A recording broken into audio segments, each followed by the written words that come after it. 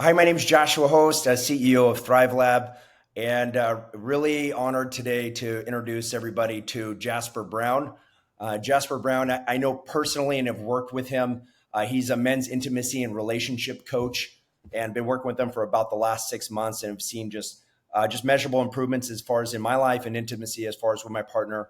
And excited for him to come on and for me to heckle him with a bunch of questions related to everything from stress and sexual performance to semen retention to the difference between kegels and reverse kegels. And we're going to cover a bunch of stuff. But maybe just kicking off, maybe Jasper, if you could just give us a background as far as your journey into your purpose. Great. Thanks for having me on, Josh. Really happy to be here and have this conversation with you guys. Look, I guess my journey really started when in my mid sort of 20s, when I got to a certain point in my life and relationships where I was struggling a lot with intimacy, struggling a lot to create the kind of deeper connection. I had a bunch of problems on the bedroom side of things in my life, feeling like this sense of just not having enough, not being enough, sensing that there was a lot more there to access. I just didn't know how to achieve that. I didn't know how to take relationships in that direction.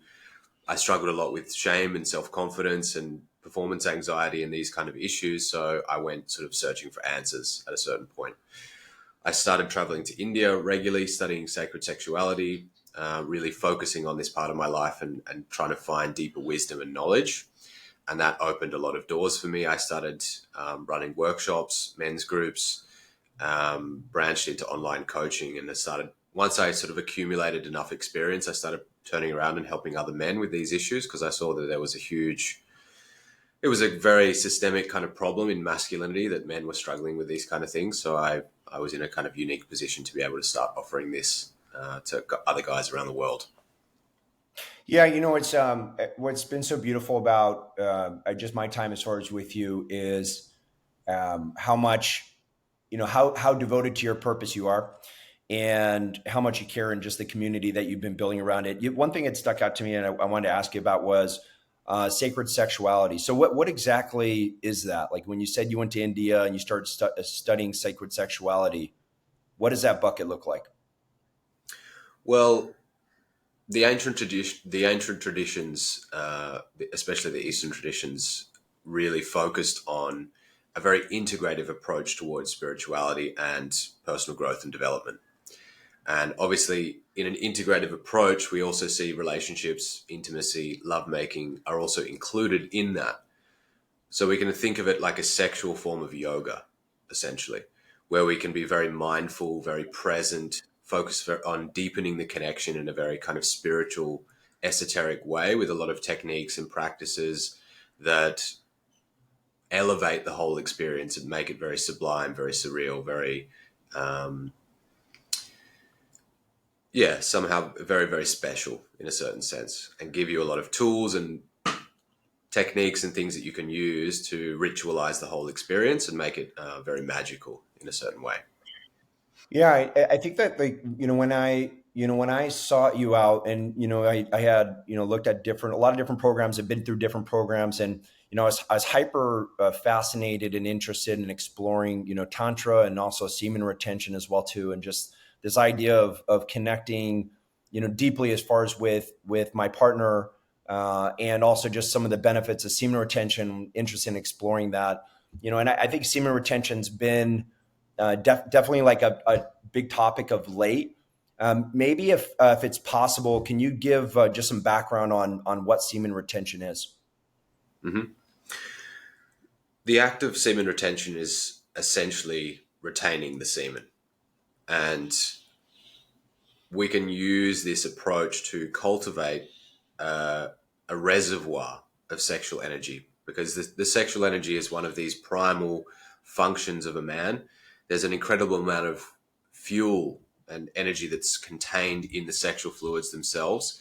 And if we're constantly losing that fuel, obviously our energy levels are decreasing and depleting. The more we retain that fuel, the more we benefit from having that abundance of erotic energy in our system.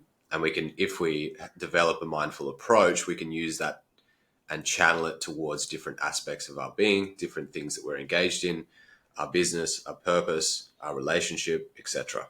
It can help to boost a lot your capacity of focus and creativity, and energize everything basically. Yeah, and it's wild. I remember first reading about semen retention when I read Think Big and Grow Rich, right? Like there was a section that talked about abstaining as far as from sex and how that could ultimately build energy that you could redirect into other aspects or areas of your life. And there's so many top performing athletes or celebrities that are at the top of the game, and this is kind of one area. Everybody from like Bruce Lee to 50 Cent, and so I'm curious as far as to to be able to define as far as benefits, like what do your students usually see as far as the benefits in semen retention? The benefits, I mean, in my own personal life as well, I've noticed the benefits can be have been extremely beneficial for me. First and foremost, I had a lot of issues around my sexuality and struggling to control the sexual energy, feeling not confident in myself. So practicing semen retention allowed me to sort of break through into a whole new area of awareness and control. So that improved the whole experience of lovemaking for me. And I've seen it time and time and time again with men that I've worked with. It's this mindful approach towards that energetic resource that we have inside of us that teaches you to be much more mindful in the intimacy, in the bedroom, with your lover. And that elevates the whole experience. It makes it much more rich and complex. It teaches you to be much more conservative with your control and to be much more mindful. So for me, it's just this very, very beneficial foundational kind of pillar of experimentation that men can sort of start to play with. And often men have a fair bit of resistance towards it. They're stuck in a certain way. They do things in, the way that they've always done it. And to start practicing semen retention does require a certain amount of self-discipline, a bit of curiosity, um, a bit of patience as well, because obviously we're not very good at it straight away. But we can learn to be masterful if we choose to keep practicing and experimenting in that direction. And the rewards are extremely considerable. And there's a lot there to discover if we have the openness to explore. Yeah, it's what I found as far as for me personally is that the amount of self confidence to know that I control that aspect of my body. Mm. And whereas before you'd have this like spurt and spasm, and you that you certainly are trying to control throughout intercourse, but and work with you, I think, as far as getting to a point of control with semen retention, where it just feels like a level of discipline and confidence. And I think that during intercourse and then just kind of in all aspects of your life, you're like, this is an area that I control. I think it's a very powerful feeling. And I think one of the other things that you mentioned as well, too, is just the energy. Like I definitely, it seems like this is one thing that gives me a lot more energy where I almost feel a little bit more like a predator, like also with like caloric restriction as well, too. I feel like when I'm reducing the amount of calories I have, I'm more alert, I'm more focused, and it seems like then in both of these areas, it's just then a matter of, as you were saying before, like channeling that energy, so it's going in a way that you're able to focus on the outcomes that you're looking for. Have you, as far as the risks or side effects, like have you seen any risks or side effects, or are there any things for any of our listeners that are practicing semen retention that they should look out for, kind of best practices? Yeah, in terms of risks and side effects, there are not a great many. The body has its own mechanisms of releasing that energy if it's building up to a certain point. Some guys will find they get frustrated, they can be a bit aggressive, they get blue balls, the dreaded blue balls, but the body has its own mechanisms of releasing that, which is to have a wet dream. Basically, you will lose that fluid in the night, or if you feel, with a certain mindful approach, if a man is feeling like he's building up and it's getting overwhelming, the advice is always just to release. You can always consciously choose to release that energy with no harm done to you. It's totally fine. So as long as we're kind of conscious of the effect that it's having on us, and this only is starting to be a problem if we go weeks or months, without releasing. And so there's always that easy way out, which is you just choose to release. Otherwise, the body will release in the sleep by having a wet dream. Yeah, that's so interesting. In reading up on semen retention as well too, I found that how it's related as far as into some of our work on hormone balancing. That there was actually a study that showed an increase as far as in testosterone. That they saw normally like a 2 to 5% increase at the 7 day mark, but then actually at the 3 week mark is where they actually see an even more substantial increase as far as in natural testosterone production as well too. Mm-hmm. So Correct. it seems like besides just even some of the quality of life pieces as well too, it also helps with hormone regulation. So I'm curious, Jasper, how do you actually go about practicing with semen retention? Like, what are the tactical pieces here? Yeah. So for guys that are just starting out that have no experience at all, I recommend starting with a period of refraining from ejaculation for 1 week as an experiment. And this alone will just teach you, some guys are used to ejaculating every day. We're conditioned by pornography as we grow up. We get very addicted to this kind of release. So even a week can be challenging for a lot of guys out there. So starting with a week is a great place to start. You Yeah. can try to make love. If you try to make love, obviously the difficulty goes up a lot because you have a lot more temptation to release. Um, and a lot of guys have resistance to this. They want to make love, they want to finish. And what I advise is to experiment with that and see if you can make love without finishing.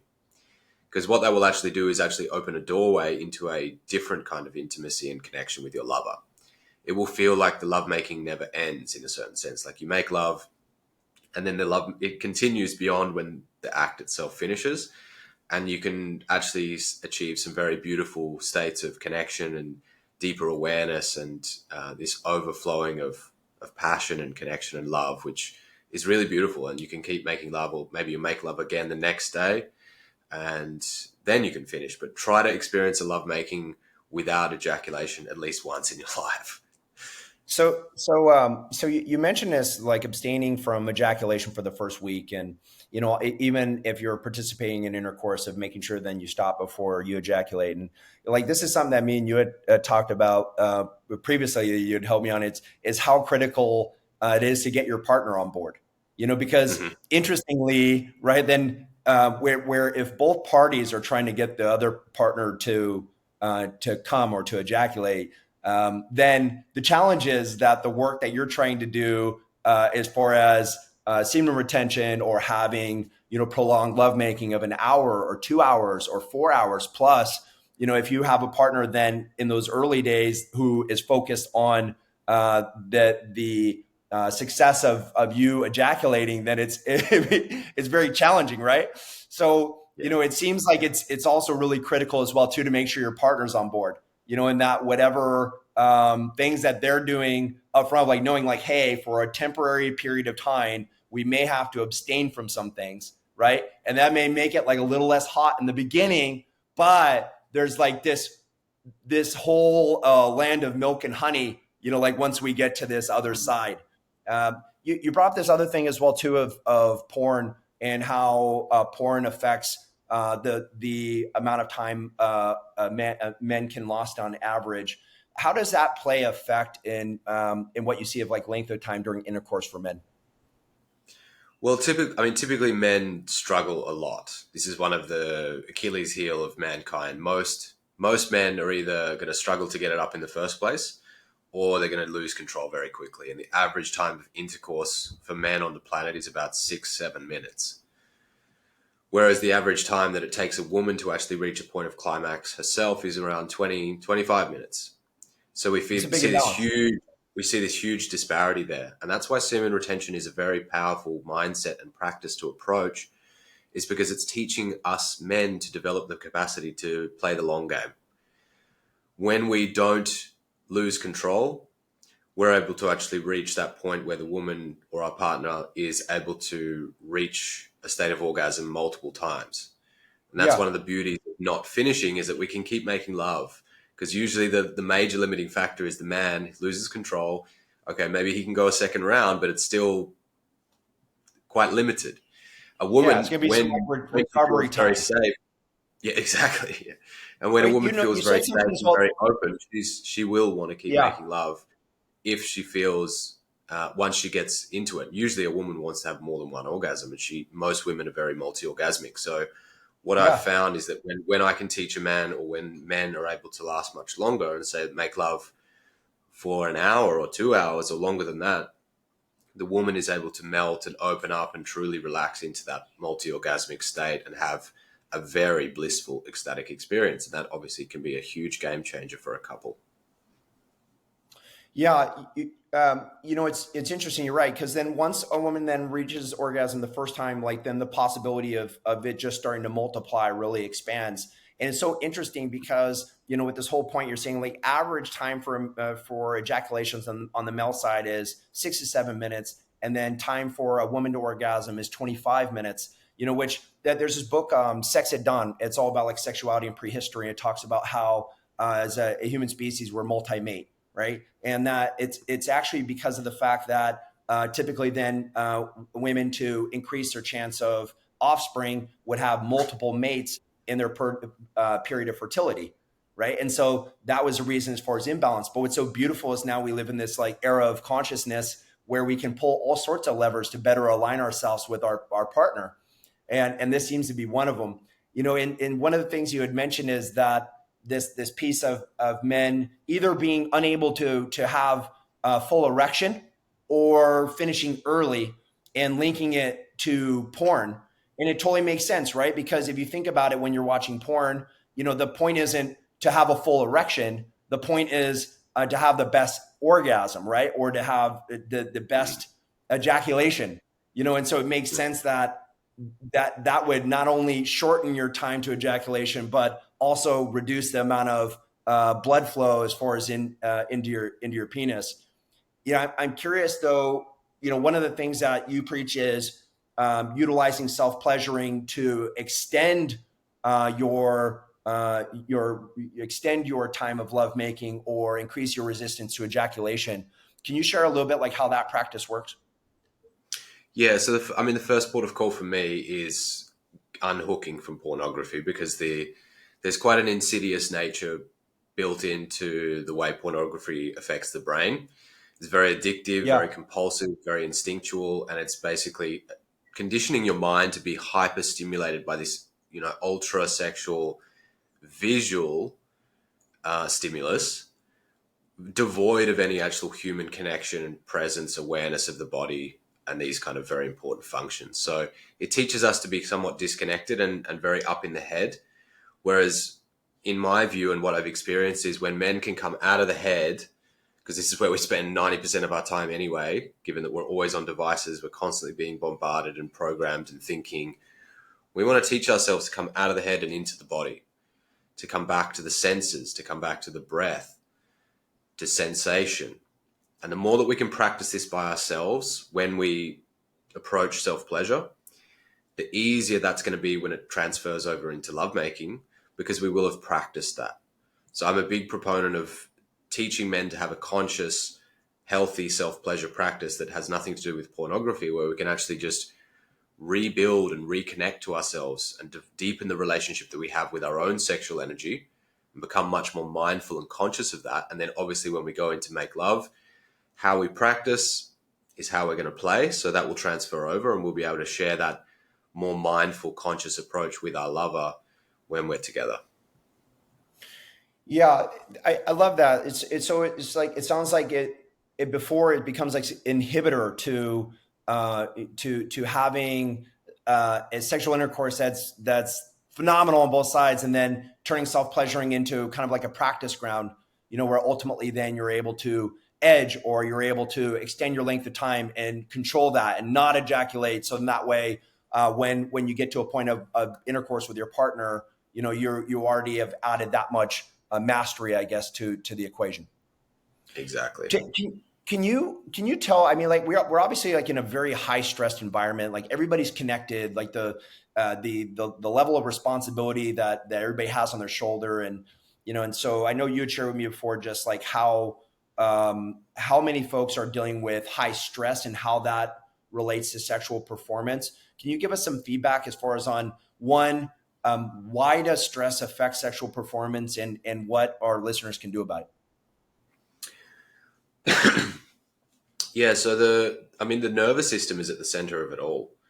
Our nervous system is the interface between our body and our mind and the environment around us. So we live in an environment nowadays where we're very overstimulated. We're hyper exposed to all of these stresses and tensions, and we see a chronic dysregulation of people's nervous systems. Most people are dysregulated. We're so conditioned, we're so used to it. We're like a fish in water. We just don't even notice. But when you Yeah. actually start to become much more mindful and come back to the body, come back to the breath, come back to the nervous system, you'll figure out and you'll find very quickly, actually, there's this constant sort of humming of anxiety and stress that's building up inside of me that's going to have a huge effect, because the nervous system is the interface. When we're making love, we're obviously at the mercy of our nervous system. Ejaculation itself is a function of the sympathetic nervous system, which is the stress, fight or flight nervous system. That side of the nervous system, that function. We want to get into the parasympathetic state where we're relaxed, very calm, very mindful and at ease. When we're in the parasympathetic state, we can flow much more. We'll be much more relaxed. We'll be much more able to control ourselves. We won't have problems with getting an erection or lasting much longer. The problem is getting into the parasympathetic state, because most of us are so bombarded by all of the stresses in our lives, we've actually lost the capacity to get Yeah. there.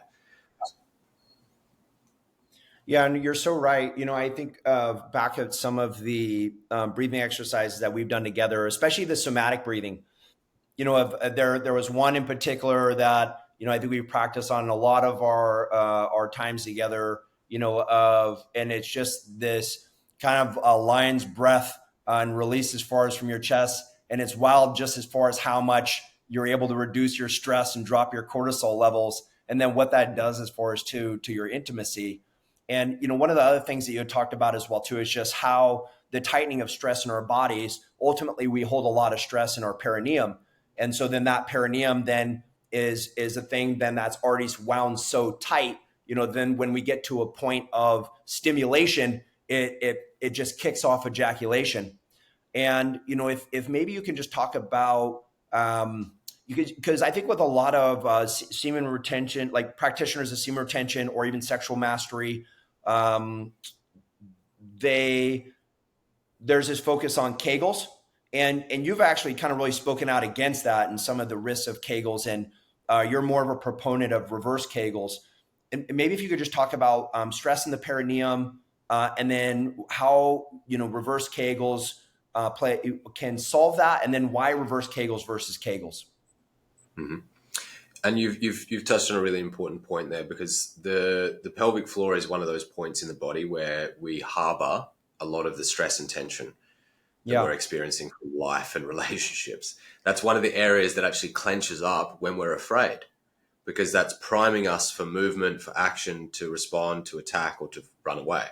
The Yeah, pelvic floor totally. tightens. We're able to, whenever you're going to the gym, you have to engage the pelvic floor if you're going to lift something, because that's like the basement layer of your being. That's like the bottom of the piston. We have this piston that moves up and down the body, and that bottom diaphragm of the pelvic floor is essentially what's providing that pressure from underneath.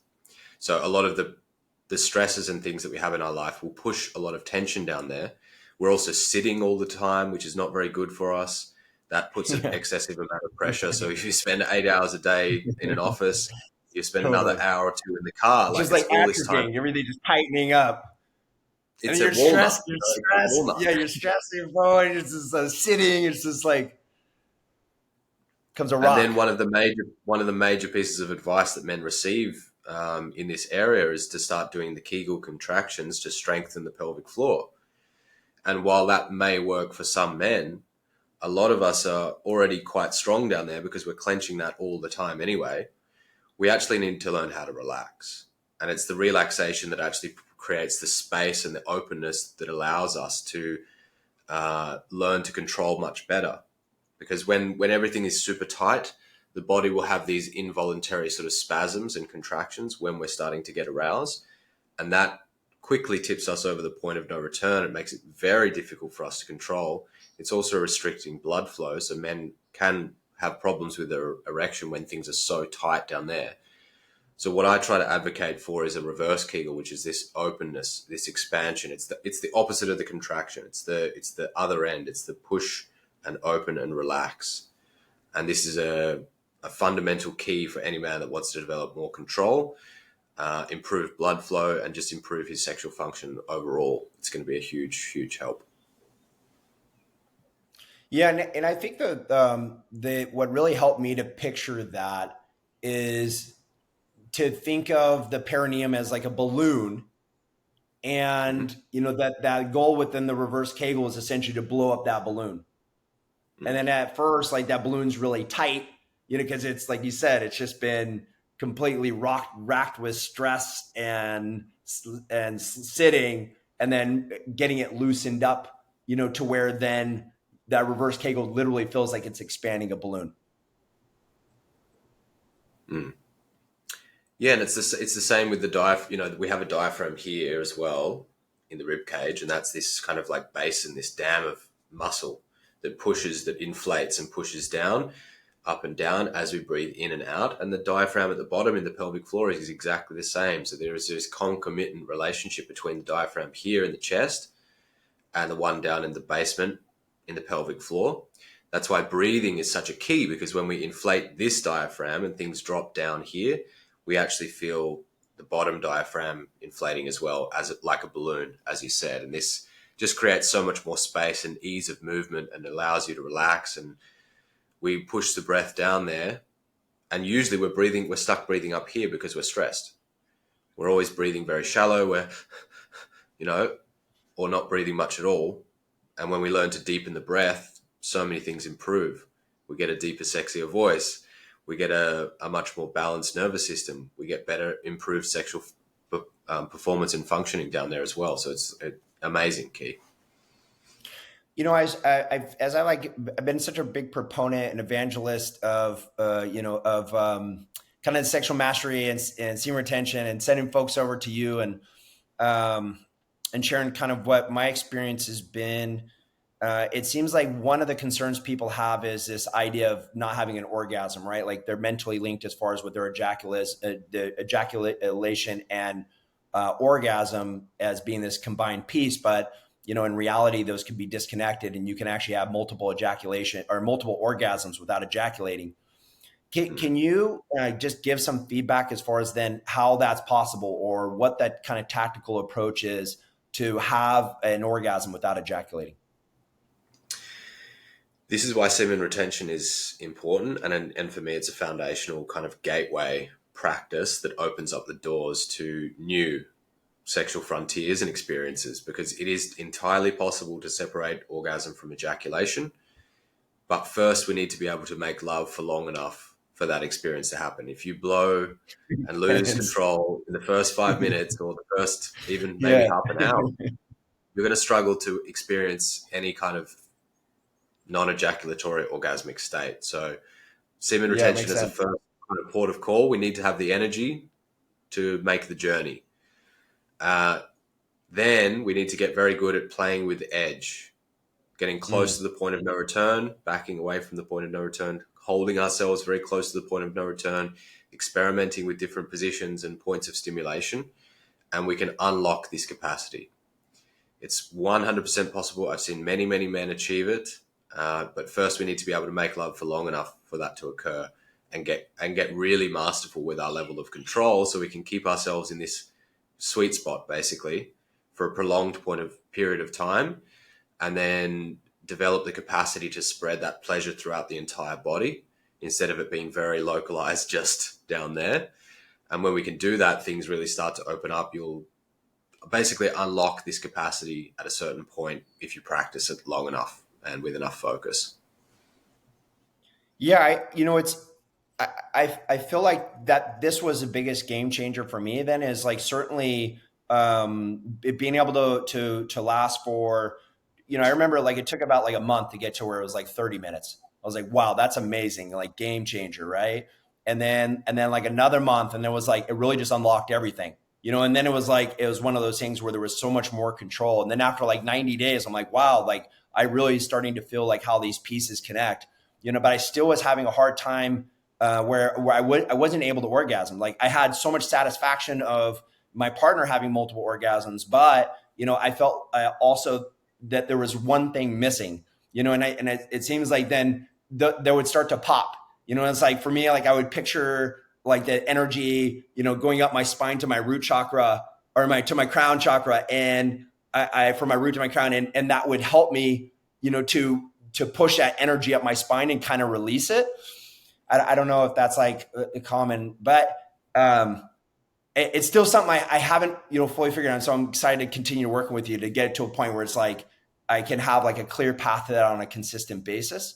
Because in experiencing that, I'm like, wow, especially having like multiple orgasms without ejaculating and being able to have this like expanded lovemaking, where your partner's just melting.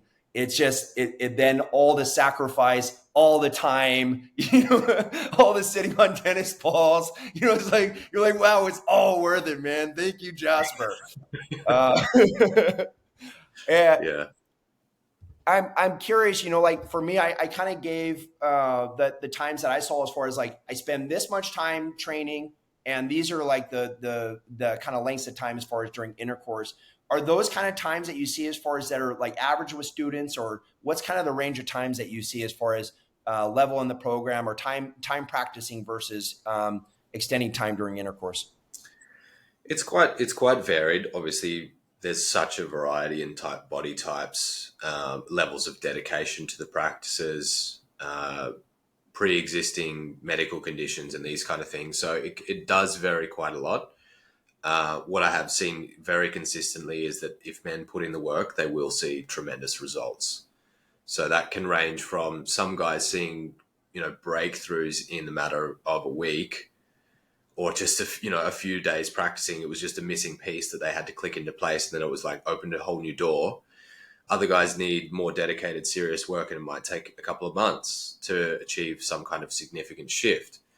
But still, in the scheme of things, if we think about it, like these skills and these practices will teach you skills that they will unlock doors for life, because once you have access to those things like you have, after a month of dedicated practice, you broke through into a whole new area.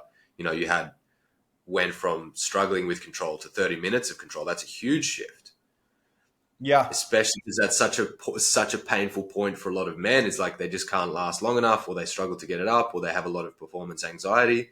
So breaking through those initial barriers that's a huge win. And then there's many years of progression that come after that, because it's a never ending road.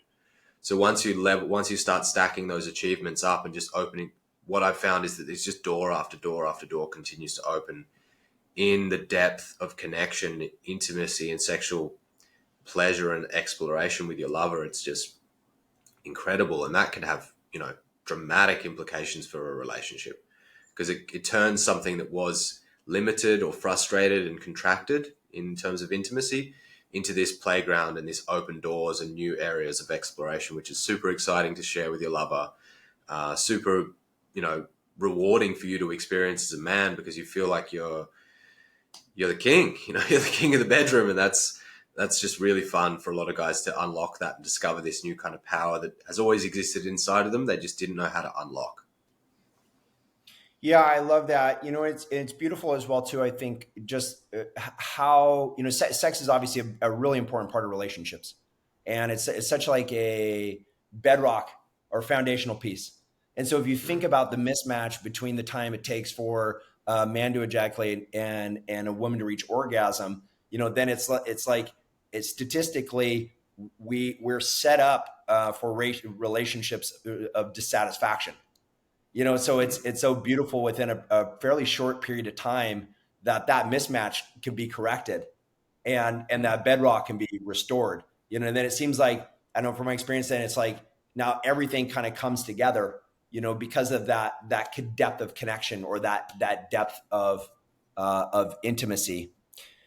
There's been a lot that's like come out as far as around pills pills like anything from obviously Viagra or Cialis, but also now there's pills as far as to extend sex. And so I'm curious from your standpoint, why is it worth taking the time to practice and be able to do this yourself without a pill versus, taking a pill to control these pieces of our life? Yeah, I think this is a problem that we see across the board in terms of Western medicine. It can be very effective to take a shortcut and put a band-aid on something. Certainly, there's times when that's necessary. However, in the case of our intimacy, especially as this cornerstone for a relationship, my view is that we want to have the most natural approach possible. We want to be shooting for solutions that are not just band-aids. We want to get to the root cause of the problem in the first place, and use that as a gateway. Use that as a tool that can help us to really redefine the way we approach intimacy in the relationship, and also redefine the relationship that we have with ourselves. A healthy body, a healthy being is the one that really understands himself at a very deep level. So why not take these challenges that you have in front of you, or the limitations that you're experiencing, and use that as a call to action that forces you to come deeper into the relationship with yourself, quest for the answers inside of you, because there is a natural cure. There is a natural solution that will be a lasting solution that doesn't make you dependent on a medical product, expensive pills or pastes or sprays or things that are kind of awkward to apply when you want to go and make love to your beautiful partner. You just want to rock up exactly the way that you are. I mean, I certainly do, as a man that could just do what he wants to do and enjoy the time that he has and satisfy his woman without, having to, put crutches on or slap a band-aid or, pop some pills. It's just, for me, I'm a big proponent of the natural approach, because I believe, we came into this world being perfect anyway. So it's just, we lose our way, we get out of touch with ourselves, and we can come back to that if we choose to apply ourselves and learn. Yeah, well, I mean, I think the thing about it though as well too is that it's actually not that much work. I mean, it's like it is work, it's work, but it's not like we're not talking about years, or we're not talking about like we're not even talking about like hours a day, or hours a week, or even hours a month, right? Like this is something that that people can really incorporate into their existing lifestyle with some just minor changes, and be able to see some pretty meaningful results. And like you said, then not having this dependency of a pill or a spray, or something where they have also that internal confidence of knowing this is their own body at being able to perform. Yeah. Yeah, And that's let's beautiful. face it, like it's a pleasurable work. It's not a burdensome work. Uh-huh. Yeah, yeah, It's yeah. fun. It's fun to do, and you'll learn a lot about yourself, and then the skills transfer over into lovemaking with your partner, and that's just exciting. It gives you a whole fresh kind of invigoration of that side of your life, and that can be really amazing to share with someone. So I love this that this focus as far as on ancient sexual practices, kind of bringing it into modern day, and also with the semen retention. But there's a whole nother side as far as of your focus and purpose, which is healthy masculinity, right? And we live in a very interesting time where there's a lot of shifting as far as in gender roles of what we're all doing and how we're doing it, and definitely some changes as far as in the feminine and the masculine. And so I've been so impressed as far as with the community that you've created around this. Maybe just kind of jumping in, can you give us some background on what you see the challenge that men are facing today as far as with the masculine and the feminine? So I think a lot of guys really struggle with masculinity, because we've typically had an absence of healthy role models in our lives. Our Yeah. fathers were not necessarily very educated on this front. We often lacked this element of having a certain emotional intelligence and attention towards the wounded parts of us, the parts of us that were vulnerable, that didn't get our needs met in a certain way, and had no way of advocating for that, because Our parents didn't receive that attention from their parents either. And this is a kind of generational kind of limitation or trauma that has been passed down. And we're suffering. We're in an age now where masculinity is lumped in together. All men are just lumped in, and masculinity has become something quite toxic. It's been under attack in many ways, and men feel quite a large degree of collective frustration and anger and shame around that. So part of the work that I'm advocating is teaching men to come back to a healthier, more conscious form of masculinity, where we can find healthy role models, surround ourselves with good men that have integrity, to pull ourselves up and create the kind of relationships, communities, and world that we want to live in. So, and I think men play a key role in that. It's not, women are calling for it. Women are saying, crying out, and I get messages on a weekly basis saying, like, where are all the good, strong men?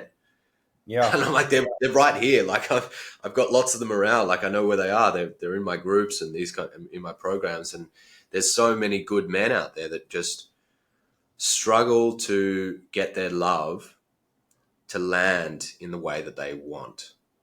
And there is nothing that kills a man's spirit more than having the desire to love his partner well and failing.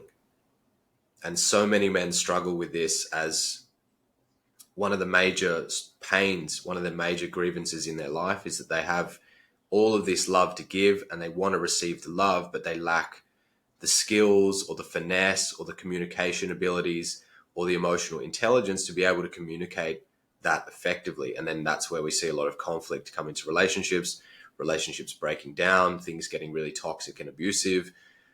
And that's a huge shame, because if we just learn some basic skills around how to communicate, how to empathize, how to negotiate healthy boundaries, all of that stuff starts to clear up really quickly. So I think teaching men these skills is a huge part of what I'm advocating in the work that I do now.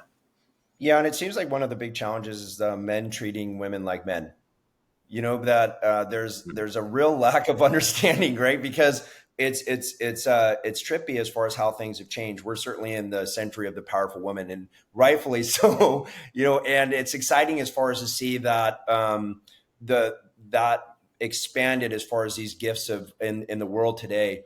But you do see then, as women are taking on masculine roles, then how men start to treat women like men, and then that creates this like lack of polarity. And so, it's funny. It's like, as I talk to my gal friends, I think that's one of the things they express to me. Like when they're like, where are all the good men? It's more like, where's the men that's going to take care of me as a woman? Because like, yes, I'm out, creating a company, or I'm out, hard charging, getting things done, making shit happen, taking on a lot of risks, fighting fires, whatever else, but certainly then at the end of the day, they're hoping that they can come home to a man. In that case, I mean, if it's a male woman relationship, certainly, if it's a male or a female, obviously whatever is different. But typically, regardless of the connotation or the gender of the different parties, there's typically a masculine and a feminine, right? And so it's interesting in talking to so many of my gal friends. Then at the end of the day, even if they've been having like masculine pants on all day, they want to be able to come home and be taken care of a bit. Is that? Do you see that men having this challenge of being able to provide respect and deference and support as far as for women in their roles, and then at the same time transitioning over to a different type of support once that kind of hat's been put down? I think there's a lot of struggles on both sides, to be honest. Women also have their part to play, and they step into the masculine a lot because it hasn't been safe for them. So they are in this guarded mode where they have this strong shield of masculine energy that they hold up to keep themselves safe, and that has been extremely necessary for them because they've had a very difficult time in the world. They've had a lot of trauma, a lot of bad experiences with men in the past, and we as men, that directly pushes us in our wound, because we often feel like we're not enough, and we want to feel a woman's trust and make her feel safe. And when she doesn't respond in a certain way towards us, that hits us in our wound. So we will often, the response that comes from us is one of shutdown. We run away, we avoid, or we fight back. And that's where we see so much conflict. both parties, both sides need to learn how to dance with this, learn how to effectively communicate, understand a little bit about the kind of energetic nature of the masculine and the feminine, so we can soften. And a woman will typically soften when she feels safe. She has her work to do to let down the guards, but a man has the work to do to be able to provide safety and create the environment in which she actually feels comfortable letting down the guards and taking the armor off. So I think it's both parties are responsible. It's not like men are guilty or women need to change. It's like we all have work to do. And if we as men can come as a leader into the relationship with that view and take responsibility and clean up the mess that other men have created, this is a beautiful masculine conscious attitude. And if we develop the skills and the tool set to be able to have those kind of deep conversations and ask our lover, say, my love, what is it that you need to feel safe? What can I do to make you feel more comfortable and like you can surrender and be in your feminine more? What can I do to make you feel like you can trust me or men in general? What do you need? And then listen and truly listen and really empathize and feel her and make her feel that you really understand and you really care, and that you're going to act on the feedback and not just listen to it, but actually change things and be very attentive towards that and kind of build the relationship in that direction. This is a beautiful thing to achieve. Yeah, and also just beautifully said as well too. And we've covered so much ground in the last 45 minutes. This over the last 6 months, it's been such an honor, man. I consider you my friend. And I think that in the time that we've had together, I've built so much appreciation for you in my life, and I'm grateful for this time that we've had together to be able to talk through some of these pieces. And it's nice because I feel like we've covered a pretty broad range of topics, from everything from sexual performance and sacred sexuality and semen retention, to healthy masculinity and how to support our partners. And for anybody that's on with us, you can find Jasper on Instagram, Awakened Eros, Jasper Brown, and highly recommend spending some time as far as with him or any of his courses, as he is most certainly living in his purpose. Thank you, brother, so much for spending time with us today. I love and appreciate you. Thank you so much for having me on. It's been a real pleasure having this conversation. I'm always delighted to share these insights and perspectives, because I think men need to hear this. And when they see this exemplified or sort of demonstrated in a certain way, there's this calling inside of us that wants to be a good man. We have that deep calling inside. We want to love well. And when we have the skill set and tools and a bit of guidance in that direction, I've just seen time and time again that relationships improve, conflicts heal, lovemaking improves, and gets deeper and deeper and deeper. And this is what we all want. We all want the foundations of like a beautiful, healthy, functional relationship. And if I can offer that and help other guys find that, I sleep very well, and I enjoy this work so much. So thank you so much for having me, Josh. Beautiful, brother. All right. Thank you so much. Talk to you soon. All right, brother. Cheers.